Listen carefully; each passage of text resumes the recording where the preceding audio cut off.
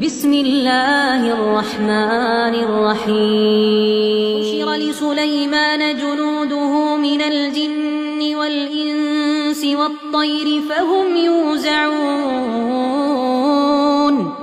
حتى إذا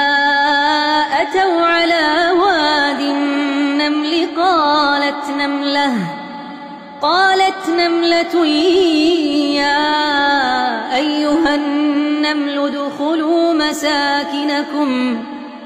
يا أيها النمل ادخلوا مساكنكم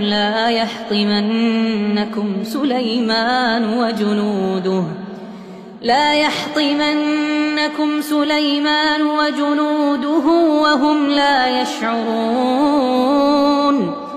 فتبسم ضاحكا من قولها وقال رب أوزعني